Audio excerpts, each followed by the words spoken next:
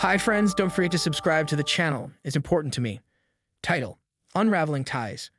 I walked out of our house with nothing but a bottle of gin and my personal documents. The door clicked shut behind me, sealing away years of memories. There was no turning back, no forgiving her betrayal. We had a wonderful family, or so I thought. I loved her deeply and dreamed of having many children together. I worked tirelessly to provide for us, but now I wouldn't let her back into my life. We met at work, a bustling tech company in downtown Seattle.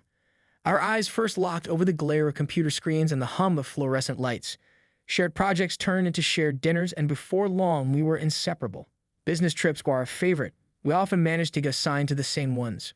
Sure, they were work-related, but we always found time for ourselves. Stolen moments between meetings, laughter over late-night room service, and company parties that ended with us dancing under dimmed lights. But things changed when the company started losing profits. Budget cuts led to layoffs, and those of us who remained had to double our efforts. Business trips became solo endeavors, and our time together dwindled. Still, every time one of us returned from a trip, we'd embrace like it was the first time, cherishing our reunion.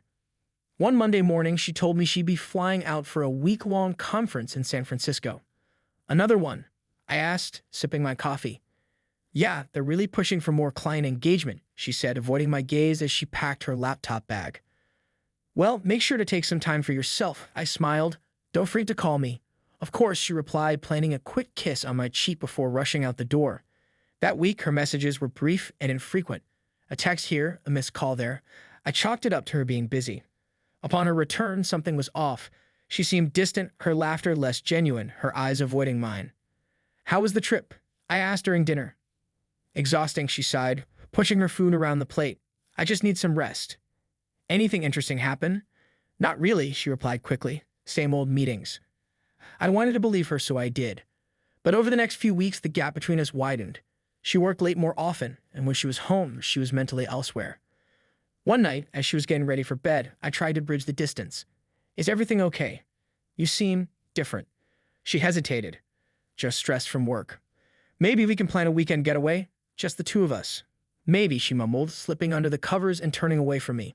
I couldn't shake the feeling that something was wrong. The turning point came when I overheard a conversation between two coworkers in the break room. Did you hear about the merger with the San Francisco office? One whispered. Yeah, apparently Jason from marketing was instrumental in sealing the deal. My ears perked up. Jason from marketing had been in San Francisco the same time as my wife. Casually, I approached them. Hey guys, catching up on office gossip. They exchanged glances. Oh hey, just talking about the merger, one said. Jason did a great job, didn't he? I probed. Absolutely. He and some others worked closely to finalize everything. Others like who? I asked, trying to sound nonchalant. Well, your wife was part of that team, right? The other coworker said. Right, of course. I forced a smile. Thanks, guys. I walked away, my mind racing. She hadn't mentioned working with Jason. That evening, I decided to ask her directly. How's Jason doing? I inquired over dinner. She looked up sharply. Jason? From marketing? Why do you ask? Just heard he did a great job on the merger. Thought you might know since you were both in San Francisco. She fidgeted with her napkin. Oh, we were on different projects. Didn't see him much. Her evasiveness set off alarms in my head. Determined to uncover the truth, I did something I never thought I'd do. I checked her phone while she was in the shower. Messages between her and Jason confirmed my worst fears. Last week was amazing. Can't wait to see you again. Read one of his texts. Me too, she replied with a heart emoji. I felt a surge of anger and betrayal. My hands trembled as I put the phone back. The next day at work, I sought out Jason. Finding him chatting near the coffee machine, I approached him calmly. Hey, Jason, got a minute?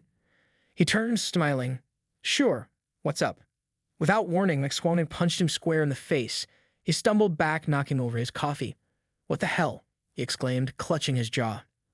That's for sleeping with my wife, I growled. A crowd gathered as security pulled us apart. Human Resources wasn't pleased. We were both suspended pending an investigation. Great, I muttered, packing up my desk. Just what I needed. At home, I confronted my wife. I know about you and Jason. Her face went pale.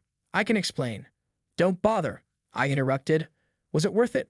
Throwing away everything we had? Tears welled in her eyes. I didn't mean for it to happen. But it did, I snapped. And now I can't even stand to look at you. She reached out, but I stepped back. Please, let's talk about this, she pleaded. I shook my head. There's nothing left to say.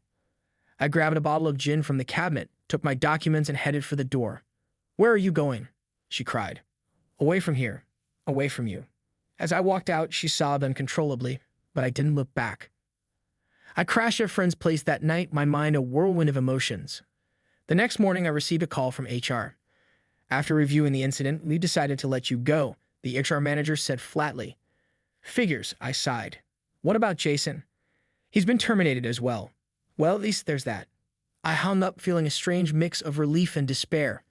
Weeks passed as I tried to piece my life back together. One afternoon, I received an email from my now ex-wife. "Can we meet? Please, I just want to talk." Against my better judgment, I agreed. We met at a quiet cafe. She looked tired, her eyes puffy from crying. "I'm sorry," she began. "I know I hurt you." "Why?" I asked bluntly. "I don't know," she whispered. "Things changed. We drifted apart, and Jason was there." "Do you love him?" She looked down. "I thought I did, but you won't even talk to me now." I sighed. "What do you want from me?" "I want to fix this. To fix us." I shook my head. "Some things can't be fixed." "Please," she begged, tears streaming down her face. "I'm filing for divorce," I stated firmly. She sobbed quietly. "I understand." As I left the cafe, a weight lifted off my shoulders. It was over. Months later, I found a new job in a different city. I started attending therapy, focusing on healing and self-growth. One evening, while walking through a park, I bumped into an old acquaintance from work. "Hey, long time no see," she smiled. "Yeah, it's been a while," I replied. We chatted for a bit, and for the first time in a long while, I felt a spark of happiness.